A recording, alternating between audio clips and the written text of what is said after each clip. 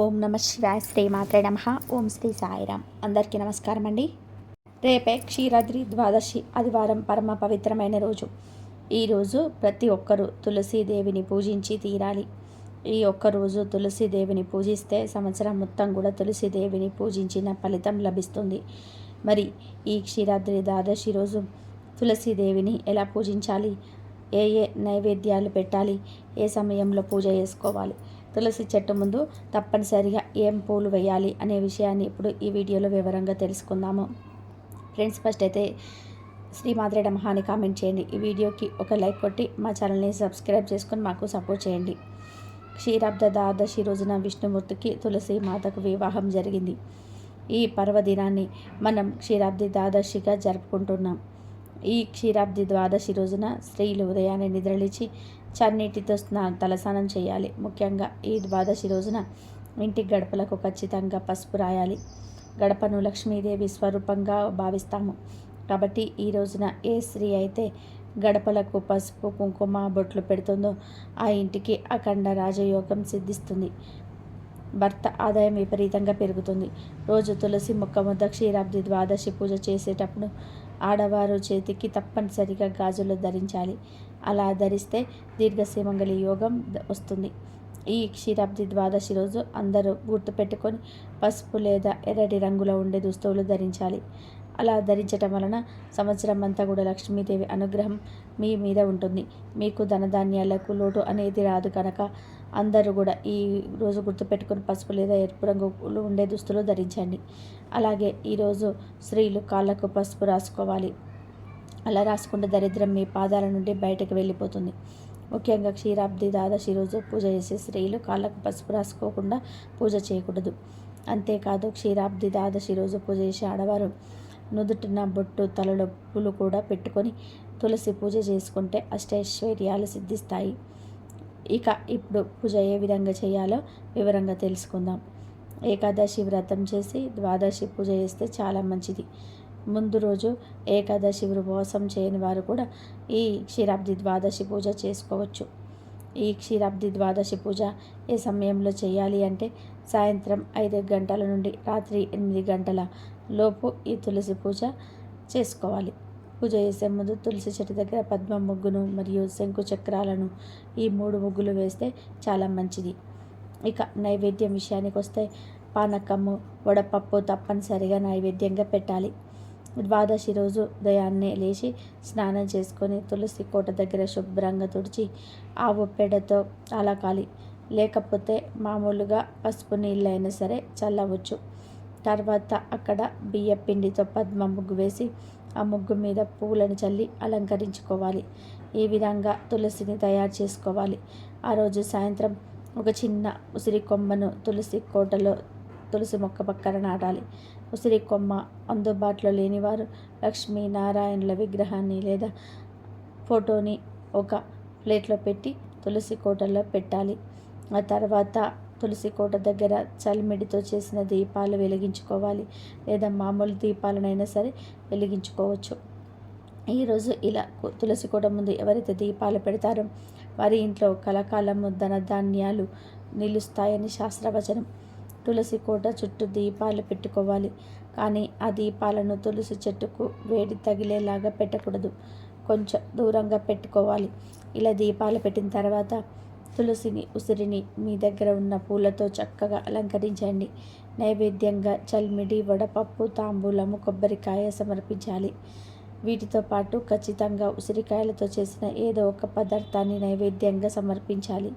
అంటే ఉసిరికాయ జామ్ లేదా కేవలం ఉసిరికాయను అయినా సరే పెట్టవచ్చు. ఉసిరికాయ పచ్చడిని అన్నంలో కలిపి కూడా నివేదన చేయవచ్చు. ఆ తర్వాత శ్రీ దామోదర అష్టోత్తరము, తులసి అష్టోత్తరము పఠించాలి. అష్టోత్తరం చదవలేని వారు తులసి దాత్రి సహిత లక్ష్మీ నారాయణాయ కార్తీక దామోదరాయ నమః అనే మంత్రాన్ని 108 సార్లు జపించాలి. ఇంత పెద్ద మంత్రాన్ని చదవలేని అనుకున్న వాళ్ళు శ్రీ లక్ష్మీ సహిత శ్రీ దాత్రే నమః అనే మంత్రాన్ని 108 సార్లు చదువుకోవాలి. ఈ క్షీరాబ్ది ద్వాదశి రోజు తులసి కోట వద్ద దీపాన్ని వెలిగించి నైవేద్యాన్ని సమర్పించి ఈ మంత్రాలు పఠిస్తే చాలు పూజ పూర్తయినట్టే. ఇంకా ఎవరైనా సరే చాలా సింపుల్గా ఈ పూజను చేసుకోవచ్చు. ఇలా క్షీరాబ్ది ద్వాదశి రోజు పూజ చేసిన వారికి ఇహమందు పరమందు అష్టైశ్వర్యాలు చేకూరుతాయని, సౌభాగ్యం సిద్ధిస్తుందని స్కాంద పురాణంలో చెప్పారు. కాబట్టి అందరూ కూడా ఈ విధంగా క్షీరాబ్ది ద్వాదశి పూజను చేసుకొని సకల శుభాలను సౌభాగ్యాన్ని పొంది ఆనందంగా జీవించండి.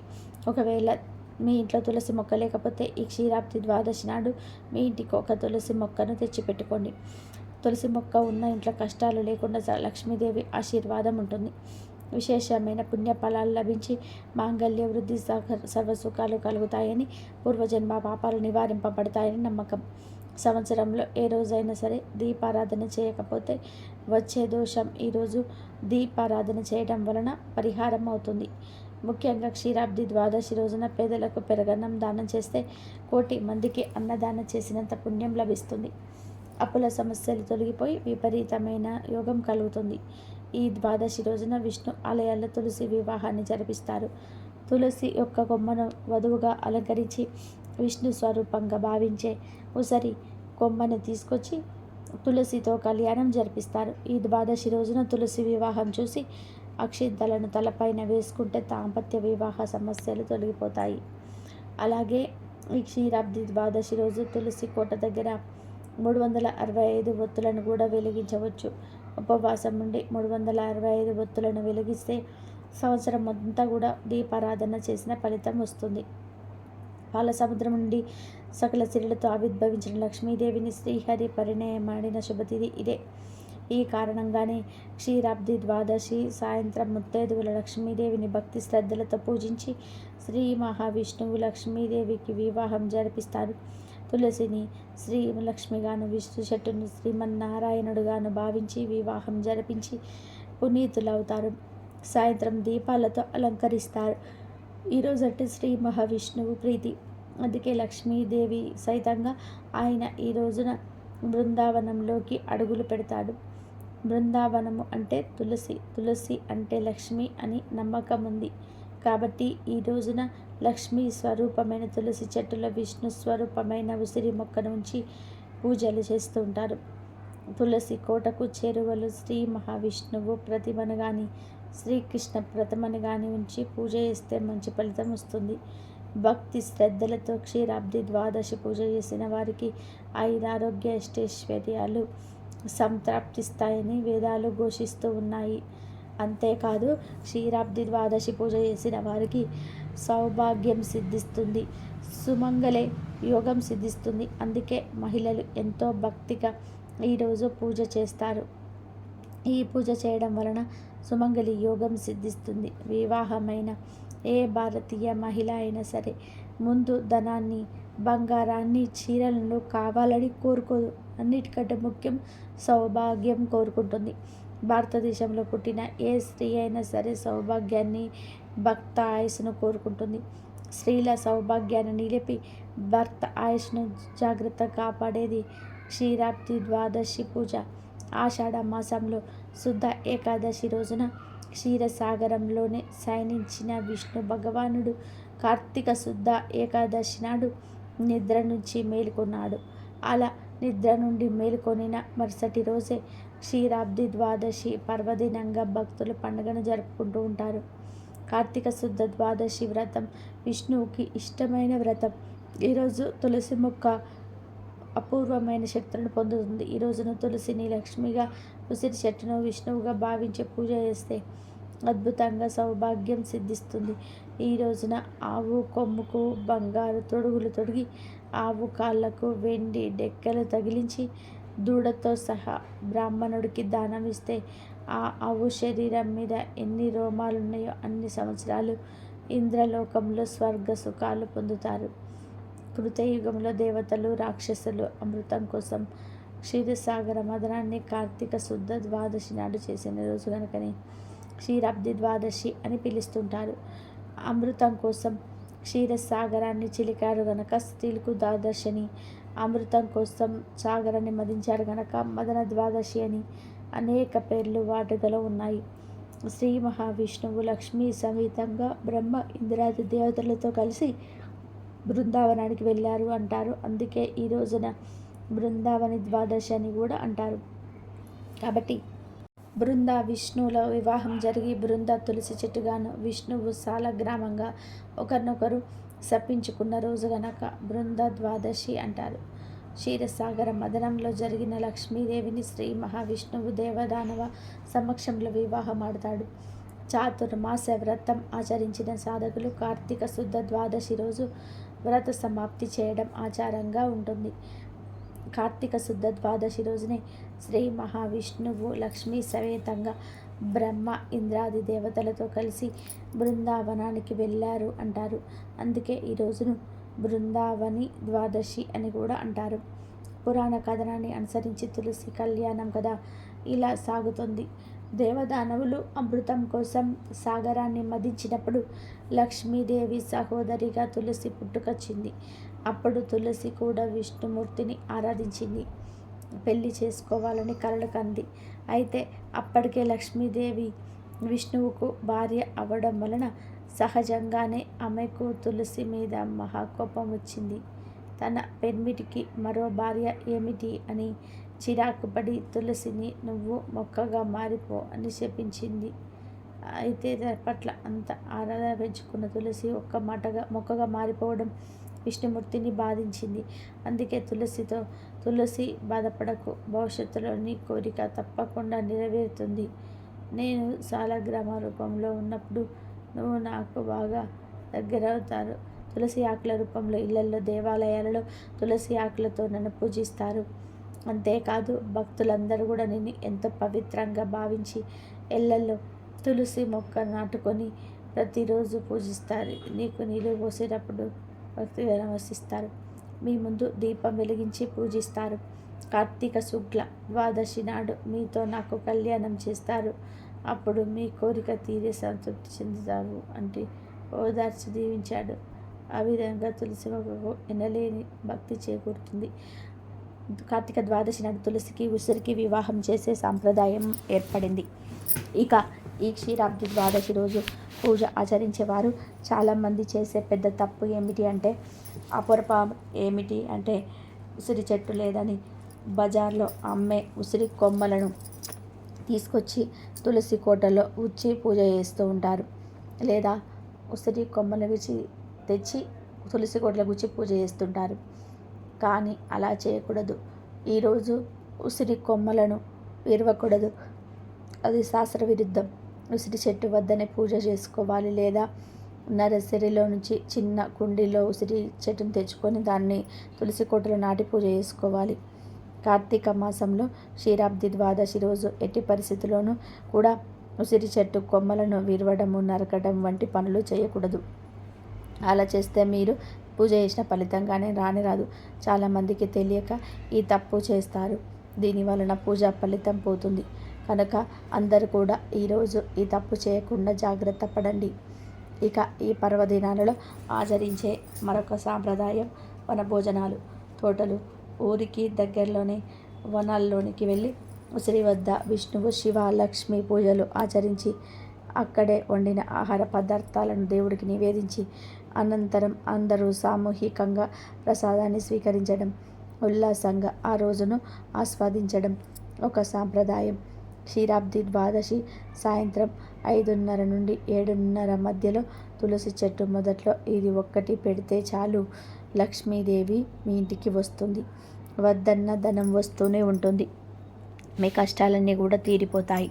మీ జీవితం అద్భుతంగా మారిపోతుంది. మీకుండే సమస్యలు, ఇబ్బందులు అన్నీ తొలగిపోతాయి. లక్ష్మీదేవి అనుగ్రహం పుష్కలంగా కలుగుతుంది. క్షీరాబ్ది ద్వాదశి అనేది తులసి మొక్కను పూజించే మహిమాన్వితమైన రోజు. ఈరోజు తులసికి, ఉసిరికి వివాహం చేస్తారు. తులసి మొక్కకు మన సాంప్రదాయంలో ఎంతో ప్రాధాన్యత ఉంటుంది. తులసి మొక్క ఉన్న ఇల్లు తీర్థస్థలం అని, తులసి కోట ఉన్న ప్రదేశం గంగా తీరంతో సమానమైన పవిత్రతను కలిగి ఉంటుందని పెద్దలు చెప్తూ ఉంటారు. రోజు నిద్ర లేవగానే తులసి మొక్కను దర్శించటం, ప్రదక్షిణలు చేయడం వలన సప్త దీపాలతో కూడిన సమస్త భూమండలాన్ని, అందులోని తీర్థాలను, క్షేత్రాలను దర్శించినంత పుణ్యం లభిస్తుందని పండితులు చెప్తున్నారు. తులసి మొక్కను నాటిన, నీరు పోసిన, తాకిన, పెంచిన మోక్షం సిద్ధిస్తుందంటారు. అందుకే తులసిని దేవతా వృక్షంగా భావిస్తారు హిందువులు.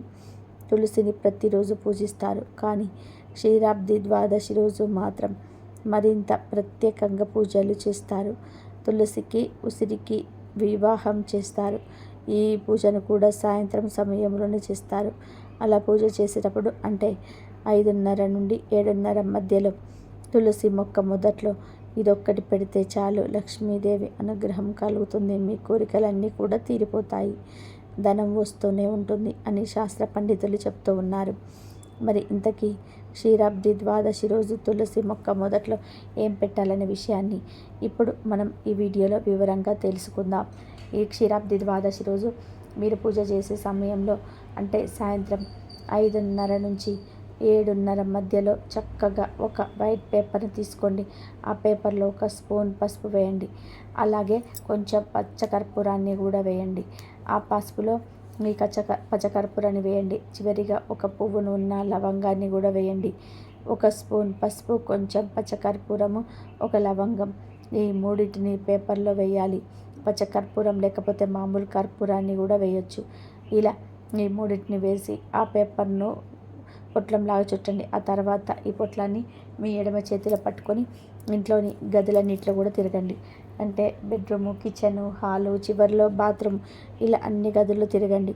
అలా తిరిగేటప్పుడు మా ఇంట్లో ఉన్న దుష్ట పీడలు, నెగిటివ్ ఎనర్జీ, నరదిష్టి, నరఘోష అన్నీ పోవాలని చెప్పి కార్తీక దామోదరుడి అనుగ్రహం కలగాలని, లక్ష్మీదేవి అనుగ్రహంతో ధనలాభం కలగాలని చెప్పి మనస్ఫూర్తిగా సంకల్పం చెప్పుకోండి. మీ మనసులో అనుకుంటే చాలు, బయటకు అనాల్సిన పని లేదు.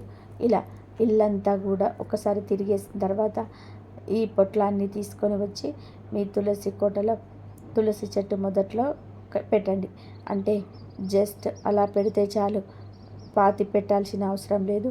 ఇలా ఈ పరిహారం చేశాక మీ ఇంట్లో క్షీరాబ్ది ద్వాదశి పూజ చేసుకోవచ్చు. పూజ చేసినా చేయకపోయినా ఈరోజు ఈ చిన్న పొట్లాన్ని తులసి మొక్క మొదట్లో వేస్తే మీకున్న కష్టాలన్నీ కూడా పోతాయి. నరదిష్టి, నరఘోష, నెగిటివ్ ఎనర్జీ, మీ ఇంటిపై ఉన్న చెడంతా కూడా పోతుంది. వెంటనే లక్ష్మీదేవి మీ ఇంటికి వస్తుంది. ధన సమస్యలు తీరిపోతాయి. విపరీతమైనటువంటి ధనలాభం కలుగుతుంది. 100కు 100% ఫలితాలను తెచ్చే పరిహారం ఇది. ఇలా తులసి కోటలో పెట్టిన పొట్లాన్ని మరుసటి రోజు సాయంత్రం తీసి ఎక్కడైనా సరే చెట్టు మొదట్లో పాతి పెట్టేయండి. ఇది చాలా సింపుల్ పరిహారం. ఈ క్షీరాబ్ది ద్వాదశి పూజ చేసేవారైనా లేదా పూజ చేయలేని వారైనా సరే, ఎవరైనా సరే ఈ పరిహారాన్ని చేసి శుభ ఫలితాలను పొందవచ్చు, ధనలాభాన్ని పొందవచ్చు. కనుక మీరు కూడా రేపు క్షీరాబ్ది ద్వాదశి రోజు సాయంత్రం 5:30 నుండి 7:30 మధ్యలో తులసి చెట్టు మధ్యలో ఇది అనుగ్రహంతో లక్ష్మీదేవి అనుగ్రహం పొంది ఆనందంగా జీవించండి. ఇక ఈ చిలుకు ద్వాదశి రోజు కొన్ని కూరలు పొరపాటున కూడా తినొద్దని శాస్త్రాలు చెప్తున్నాయి. ఈ రోజున పొరపాటున కూడా పొట్లకాయ కూరను వండడం కానీ తినడం కానీ చేయకూడదు. పొట్లకాయ ఆరోగ్యానికే మంచిది, కానీ కొన్ని తిథుల్లో పొట్లకాయను తినొద్దు. కనుక ఈరోజు పొట్లకాయ కూరను కానీ, పొట్లకాయ బజ్జీలను కానీ, పొట్లకాయ పచ్చడిని కానీ, పొట్లకాయను పప్పులో వేసుకొని కానీ ఇలా ఏ రూపంలో కూడా తినకూడదు. తింటే ఏమవుతుందిలే అని మీరు అనుకోవచ్చు. తిన్న వెంటనే మనకు ఏమీ అవ్వదు, కానీ తర్వాత నిదానంగా రకరకాలుగా దరిద్రం పట్టి పీడిస్తుంది. చేసే పనుల్లో తేడాలు వస్తాయి, మానసికంగా స్థితిలో తేడా వస్తాయి. ఆరోగ్యం ఉండితే చేతిలో పైసా కూడా మిగలదు, స్టేజ్కి పోతారు. కాబట్టి ఈరోజు పొట్లకాయను వండవద్దు, తినవద్దు. పొట్లకాయతో పాటు ఈరోజు పుట్టగొడుగులను కూడా తినకూడదు. కాదని తింటే మాత్రం చాలా సమస్యలు వస్తాయి. మామూలు సమస్యలే కాదు, భూమి మీద నరకం అనుభవించినట్టుగా ఉంటుంది. పొట్లకాయ, పుట్టగొడుగులు ఈ 2 కూడలను ఈరోజు తినకూడదు. వీటితో పాటు ఈరోజు నాన్ వెజ్ను కూడా తినకూడదు. అంటే గుడ్లు, చేపలు, మాంసము, రొయ్యలు, పీతలు ఇలాంటివి ఏవి కూడా తినకూడదు. చాలామంది గుడ్డును వెజ్ అనుకొని పప్పు కూరలతో కలిపేస్తారు. కానీ గుడ్డు కూడా నాన్ వెజ్ కూడా కాబట్టి తినకూడదు. అందులోని చిలుకు ద్వాదశి ఆదివారంతో కలిసి వచ్చింది. ఆదివారం అనగానే అందరూ మాంసాహారం ఏదో ఒకటి తెచ్చుకొని వండుకొని తింటూ ఉంటారు. కానీ ఈ ఆదివారం రోజు చిలుకు ద్వాదశి వచ్చింది కనుక నాన్ వెజ్ అస్సలు తినకూడదు. అంటే పూజలేమి చేయలేని వారు తినేసిన పెద్ద పట్టింపు ఏముండదు. కానీ పూజ చేసేవారు మాత్రం తప్పనిసరిగా ఈ నియమాన్ని పాటించాలి. ఈ క్షీరాబ్ది ద్వాదశి పూజను సాయంత్రం చేస్తారు కనుక ఈ రోజంతా నీచు తినకుండా ఉండాలి. కాబట్టి ఈరోజు నాన్ వెజ్ ఏమి ఇంట్లో ఉండదు, తినవద్దు. ఇంట్లో అనే కాదు, బయట నూడిల్స్ పళ్ళ దగ్గర, హాస్టల్స్లో, రెస్టారెంట్స్లో ఎక్కడ కూడా నాన్ వెజ్ తినవద్దు. కాదని తింటే మాత్రం మీరు చేసే పూజలకు ఫలితం రాదు, మహాపాపం చుట్టుకుంటుంది, జీవితాంతం కష్టాలు అనుభవిస్తారు. పొట్లకాయ, పుట్టగొడుగులు, నాన్ వెజ్ ఈ 3 కూరలను ఈరోజు తినకూడదు కనుక ఎవరు ఈ కూరలను తినకుండా జాగ్రత్తగా ఉండండి. క్షీరాబ్ది ద్వాదశి రోజున విష్ణుమూర్తికి తులసి మాతకు వివాహం జరిగింది కాబట్టి ఈ పర్వదినాన్ని మనం క్షీరాబ్ది ద్వాదశిగా జరుపుకుంటున్నాం. సాయంత్రం 6 నుండి 7 గంటల మధ్యలో గుమ్మం పక్కన ఆకు పెడితే డబ్బు వరదలాగా దూసుకొస్తుంది. ఈ పవిత్రమైన రోజున సాయంత్రం సమయంలో ఒక ప్రత్యేకమైన పరిహారం చేయడం ద్వారా మీ ఇంట్లోకి ధనలక్ష్మి ప్రవేశిస్తుంది, డబ్బు వరదలా మీ ఇంట్లోకి దూసుకొస్తుంది. ఈ చిన్న పరిహారం మీ జీవితంలో అద్భుతమైన మార్పులను తీసుకొస్తుంది. ఏళ్లుగా ఉన్న ఆర్థిక సమస్యలు, అప్పుల బాధలు తొలగిపోయి మీ ఇల్లు సిరి సంపదలతో నిండిపోతుంది. లక్ష్మీదేవి అనుగ్రహం సంపూర్ణంగా లభించి మీరు చేపట్టే ప్రతి పనిలో విజయం సాధిస్తారు. వ్యాపారంలో లాభాలు, ఉద్యోగంలో ప్రమోషన్స్ వంటివి వాటంతట అవే మిమ్మల్ని వెతుక్కుంటూ వస్తాయి. ఈ పరిహారం వలన మీ ఇంట్లో ఉన్న నెగిటివ్ ఎనర్జీ మొత్తం తొలగిపోయి పాజిటివ్ ఎనర్జీ ప్రవహిస్తుంది. కుటుంబంలో సుఖ సంతోషాలు, ప్రశాంతత నెలకొంటాయి. భార్యాభర్తల మధ్య అన్యోన్యత పెరుగుతుంది. పిల్లలు చదువులో రాణిస్తారు. ఈ పరిహారం చేయడం చాలా సులభం, కానీ దాని ఫలితాలు మాత్రం అమోఘం. దీనికి కావలసిన వస్తువులు కూడా మనకు సులభంగా లభించేటివే. ఈ పరిహారాన్ని పూర్తి నమ్మకంతో, శ్రద్ధతో ఆచరిస్తే మీ అదృష్టం మారిపోవడం ఖాయం. మీ ఇంట్లో ధనానికి, ధాన్యానికి ఎటువంటి లోటు ఉండదు. లక్ష్మీదేవి కటాక్షంతో మీ ఇల్లు స్వర్గతుల్యంగా మారిపోతుంది. మన జీవితంలో డబ్బు చాలా ముఖ్యం. చాలామంది ఎంత కష్టపడి పనిచేసినా చేతిలో డబ్బు ఉండదు. వచ్చిన డబ్బు వచ్చినట్టే ఖర్చు అయిపోతూ ఉంటుంది. కొంతమందికి ఇంట్లో నిరంతరం ఏదో ఒక అనారోగ్యము, చికాకులు, ఆర్థిక ఇబ్బందులు వెంటాడుతూ ఉంటాయి. వీటన్నిటికీ కారణం మన కంటికి కనిపించని నరదిష్టి లేదా ఇంట్లోకి ప్రవేశించిన ప్రతికూల శక్తి అనగా నెగటివ్ ఎనర్జీ కావచ్చు. కాబట్టి మన పెద్దలు ఇలాంటి సమస్య నుంచి బయటపడడానికి ఎన్నో సులభమైన పరిహారాలను చెప్పారు.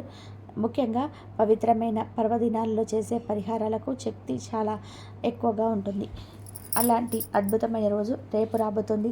రేపు సాయంత్రం ఒక నిర్దిష్ట సమయంలో, అంటే సరిగ్గా సాయంత్రం 5 గంటల నుండి 7 గంటల మధ్యలో మన ఇంటి ప్రధాన గుమ్మం పక్కన ఒక చిన్న పరిహారం చేయాలి. ఇది చాలా సులభమైనది, కానీ అత్యంత శక్తివంతమైనది. ఈ పరిహారం చేయడం వలన లక్ష్మీదేవి ప్రసన్నమవుతుంది. మీ ఇంట్లో ఉన్న సమస్త దరిద్రము, పీడ తొలగిపోతాయి. ఆర్థికంగా మీరు ఎదుర్కొంటున్న అడ్డంకులన్నీ కూడా మంచులా కరిగిపోతాయి. రావాల్సిన డబ్బు చేతికి అందుతుంది. కొత్త ఆదాయ మార్గం తెలుసుకుంటాయి. వ్యాపారంలో లాభాలు వస్తాయి. ఉద్యోగంలో ప్రమోషన్స్, జీతం పెరుగుదల వస్తాయి. ఈ పరిహారం మీ ఇంటికి ఒక రక్షణ కవచంలా పనిచేస్తుంది. డబ్బును అయస్కాంతంలా ఆకర్షిస్తుంది. అప్పుల బాధ నుంచి విముక్తి లభిస్తుంది. ఇంట్లో ప్రశాంతత, సంతోషము, ఐశ్వర్యము వెల్లివిరుస్తాయి. పూర్తి నమ్మకంతో, శ్రద్ధతో ఈ చిన్న క్రియను ఆచరిస్తే మీ అదృష్టం తలుపు తట్టినట్లే. అసలు రేపటి రోజుకు అంత గొప్పదనం ఏమిటి? రేపు క్షీరాబ్ది ద్వాదశి. పవిత్రమైన కార్తీక మాసంలో వచ్చే శుక్లపక్ష ద్వాదశినే క్షీరాబ్ది ద్వాదశి అంటారు. దీనినే చిలుకు ద్వాదశి అని కూడా, తులసి దామోదర ద్వాదశి అని కూడా పిలుస్తుంటారు. ఇంతటి మహిమాన్వితమైన పవిత్రమైన రోజున, అది సాక్షాత్తు లక్ష్మీ నారాయణులు మన ఇళ్లను సందర్శించే సమయంలో మనం ఇంతకుముందు చెప్పుకున్న ఆ శక్తివంతమైన పరిహారం చేస్తే ఫలితం అమోఘంగా ఉంటుంది. ఇంతకీ మన ఇంటి గుమ్మం పక్కన పెట్టవలసిన ఆ అద్భుతమైన వస్తువు ఏమిటి? ఆ ఆకు ఏమిటి? ప్రకృతిలో దొరికే ఎన్నో వస్తువులకు దైవిక శక్తులు ఉంటాయి. మన పూర్వీకులు ఆ రహస్యాలను తెలుసుకొని మనకు పరిహారాల రూపంలో అందించారు. ఇప్పుడు ఆ అదృష్టాన్ని, డబ్బును మన ఇంట్లోకి వరదలా తీసుకొచ్చే ఆ ప్రత్యేకమైన ఆకు ఏమిటో వివరంగా తెలుసుకుందాం. ఆ ఆకు గురించి తెలుసుకునే ముందు మనం ఆ పరిహారాన్ని ఎక్కడ చేస్తున్నామో తెలుసుకోవాలి.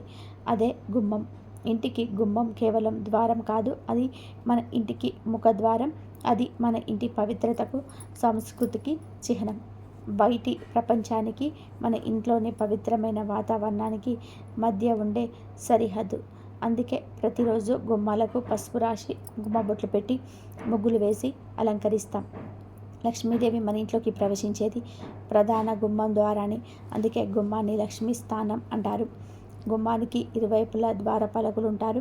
వారు మన ఇంటిని దుష్ట శక్తుల నుంచి కాపాడుకు శివశక్తులను, లక్ష్మీదేవిని మాత్రమే లోపలికి ఆహ్వానిస్తారు. మన ఇంట్లో జరిగే ప్రతి శుభకార్యం, పెళ్ళి అయినా, గృహ ప్రవేశమైనా సరే అన్ని గుమ్మం వద్ద పూజతోనే మొదలవుతాయి. ఇంటి గుమ్మం ఎంత శుభ్రంగా, పవిత్రంగా, అలంకారంగా ఉండే ఆ ఇంట్లో అంత సిరి సంపదలు, ఆనందము వెల్లివిరుస్తాయి. అందుకే గుమ్మానికి అంత ప్రాధాన్యత. గుమ్మం వద్ద చేసే ఏ పరిహారమైనా అది నేరుగా మన అదృష్టాన్ని, మన ఆర్థిక స్థితిని ప్రభావితం చేస్తుంది. ఇప్పుడు ఆకు విషయానికి వద్దాం. మన సనాతన ధర్మంలో వృక్షాలకు, ఆకులకు విశేషమైన స్థానం ఉంది. తులసి, బిల్వం, వేప, రావి వంటి ఎన్నో చెట్లను మనము దైవ స్వరూపంగా పూజిస్తాం. ఎందుకంటే కొన్ని ప్రత్యేకమైన ఆకులకు విశ్వంలోని దైవిక శక్తిని ఆకర్షించే గుణం ఉంటుంది. అవి ప్రతికూల శక్తులను తీసుకొని సానుకూల శక్తులను విడుదల చేస్తాయి. శివుడికి బిల్వపత్రము, విష్ణువుకి తులసి పత్రము ఎలా ప్రీతికరము, అలాగే లక్ష్మీదేవికి కూడా కొన్ని ఆకులు అత్యంత ఇష్టం. అటువంటి ఆకులను ఉపయోగించి ఈ పరిహారం చేసినప్పుడు ఫలితం తక్షణం కనిపిస్తుంది. మరి రేపటి క్షీరాబ్ది ద్వాదశి నాటి మహాపరిహారానికి కావలసిన ఆకు ఏమిటంటే ఉసిరి ఆకు. ఇంతకుముందు మనం వీడియోలో చెప్పుకున్నట్టు శ్రీరాబ్ది ద్వాదశి రోజున ఉసిరి చెట్టులో సాక్షాత్తు శ్రీ మహావిష్ణువు, లక్ష్మీదేవి కొలువై ఉంటారని. ఆ రోజు ఉసిరి చెట్టుకు పూజ చేస్తే అనంతమైన పుణ్యం వస్తుంది. ఒకవేళ ఉసిరి చెట్టుకు పూజ చేసే అవకాశం లేనివారు కనీసం ఆ చెట్టు ఆకులను ఈ పరిహారానికి వాడితే సాక్షాత్తు ఆ లక్ష్మీ నారాయణుల అనుగ్రహం మనకు లభిస్తుంది. ఇప్పుడు పరిహారం ఎలా చేయాలో వివరంగా చూద్దాం. రేపు సాయంత్రం సరిగ్గా 6 గంటల నుండి 7 గంటల మధ్య కాలంలో ముందుగా మీ ఇంటి ప్రధాన గుమ్మాన్ని శుభ్రంగా నీటితో కడగాలి. గుమ్మానికి ఇరువైపులా కాస్త పసుపు రాయాలి, కుంకుమ బొట్లు పెట్టాలి. తర్వాత గుమ్మానికి కుడివైపున కానీ ఎడమవైపున కానీ నేల మీద గుమ్మాన్ని ఆనుకొని శుభ్రం చేసిన చోట బియ్యం పిండితో ఒక చిన్న పద్మం ముగ్గు వేయాలి. పద్మము లక్ష్మీదేవికి ఆసనం, ఆమెకు అత్యంత ప్రీతికరమైనది. ఆ ముగ్గు వేసిన తర్వాత ఒక మంచి శుభ్రమైన చిరుగులు లేని తమలపాకు తీసుకోవాలి. తమలపాకు శుభానికి, విజయానికి సంకేతం. ఆ తమలపాకును పద్మం ముగ్గు మధ్యలో పెట్టాలి. ఇప్పుడు మీరు తెచ్చిపెట్టుకున్న కొన్ని ఉసిరి ఆకులను తీసుకోండి. ఈరోజు అవి సామాన్యమైన ఆకులు కావు, సాక్షాత్ విష్ణు స్వరూపం. ఆ ఉసిరి ఆకులను ఆ తమలపాకుల మీద పెట్టాలి. తర్వాత కొద్దిగా పసుపు తీసుకొని ఆకులపైన వేసి ఓం మహాలక్ష్మి నమః అని మనసులో తలుచుకోండి. ఆ తర్వాత కొద్దిగా కుంకుమ తీసుకొని ఆకులపైన వేసి అమ్మ మా ఇంట్లోకి రా తల్లి అని ఆహ్వానించండి. ఇప్పుడు ఈ పరిహారంలో చివరిది అతి ముఖ్యమైనది ఒక పచ్చడి. నిమ్మకాయని తీసుకోండి. నరదిష్టిని అద్భుతమైన దూరంగా చేసేది ఈ నిమ్మకాయ. ఆ నిమ్మకాయని చేతిలో పట్టుకొని కళ్ళు మూసుకొని సంకల్పం చెప్పుకోండి. అంటే మీ ఆర్థిక కష్టాలు తొలగిపోవాలని, అప్పులు తీరిపోవాలని, ఇంట్లోకి డబ్బు ధారాళంగా రావాలని, మీ వ్యాపారం, ఉద్యోగం బాగుండాలని, ఇంట్లో అందరూ ఆరోగ్యంగా ఉండాలని ఇలా మీ మనసులో కోరికను బలంగా ఆ తల్లికి విన్నవించుకోండి. సంకల్పం చెప్పుకున్న తర్వాత ఆ నిమ్మకాయతో మీ ఇంటికి, మీ కుటుంబ సభ్యులకు దిష్టి తీయాలి. గుమ్మం వద్ద నిలబడి మీ ఇంటి చూస్తూ ఆ నిమ్మకాయను 3 సార్లు గుమ్మంపై నుండి కిందకు తిప్పండి. ఇది మీ ఇంటిపై ఉన్న సకల నరదిష్టిని, నెగటివ్ ఎనర్జీని ఆ నిమ్మకాయలోనికి లాగేసుకుంటుంది.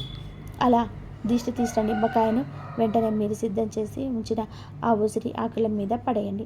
అంతే, పరిహారం పూర్తయింది. ఆ రాత్రి మొత్తం ఆ నిమ్మకాయను, ఆ ఆకులను అక్కడే గుమ్మం వద్దన ఉంచేయండి. పరిహారం చేయడం ఎంత ముఖ్యమో దాన్ని మరుసటి రోజు సరిగ్గా తొలగించడం కూడా అంతే ముఖ్యం. మరుసటి రోజు ఉదయం సూర్యోదయం కంటే ముందే నిద్ర లేవాలి. స్నానం చేయకముందే ఎవరితోనూ మాట్లాడకుండా నిశ్శబ్దంగా గుమ్మం దగ్గరికి వెళ్ళాలి. ఆ తమలపాకు, ఉసిరి ఆకులు, పసుపు, కుంకుమ మరియు ఆ నిమ్మకాయ వీటన్నిటిని కలిపి జాగ్రత్తగా తీసుకోవాలి. వాటన్నిటిని తీసుకొని నేరుగా ఇంటి నుండి బయటకు వెళ్ళి ఎవరు తొక్కని ప్రదేశంలో పడేయాలి. ఆ పారే నీటిలోగా కలపడం ఉత్తమం. లేదా ఎవరు తిరగని ముళ్ళ పొదల్లో లేదా ఏదైనా పెద్ద చెట్టు మొదట్లో వేయచ్చు. ఆ వస్తువులను పడేసిన తర్వాత వెనక్కి తిరిగి చూడకుండా నేరుగా ఇంటికి వచ్చేయాలి. వెనక్కి తిరిగి చూస్తే మీరు వదిలించుకున్న దరిద్రం, మళ్ళీ దిష్టి దోషం మళ్ళీ ఇవి వెంటే వస్తాయి. ఇంటికి వచ్చిన తర్వాత ఎవరైనా తాకకుండా నేరుగా స్నానాల గదికి వెళ్ళి తులసి స్నానం చేయాలి. ఇది చాలా ముఖ్యం. తాళం చేసిన తర్వాత మీ రోజువారీ పనులు మీరు మొదలుపెట్టుకోవాలి. ఈ పరిహారానికి సంబంధించిన ముఖ్యమైన నియమం ఒకటి ఉంది. ఈ పరిహారం చేస్తున్నట్టు కానీ చేశాక కానీ ఎవరికి చెప్పకూడదు. ఇది చాలా రహస్యంగా చేసుకోవాల్సిన పరిహారం. ఎంత గోప్యంగా చేసుకుంటే అంత ఫలితంగా బలంగా ఉంటుంది. పూర్తి నమ్మకంతో శ్రద్ధతో ఈ పరిహారం ఆచరించి చూడండి. లక్ష్మీ నారాయణుల కటాక్షంతో మీ ఆర్థిక కష్టాలని తొలగిపోతాయి. మీ ఇంట్లో సిరి సంపదలు వెల్లివిరుస్తాయి. ఇక పరమ పవిత్రమైన ఈ క్షీరాబ్ది ద్వాదశి రోజు ఇంట్లోని ఆడవాళ్ళు పొరపాటున కూడా ఈ కూరను వండకూడదు, తినకూడదు అని చెప్పాం కదా. ఆ కూరను కూడా వండకండి, తినకండి, దరిద్రం పడుతుంది. కాబట్టి జాగ్రత్తగా ఉండండి. ఇంతవరకు చూసినందుకు ధన్యవాదాలు.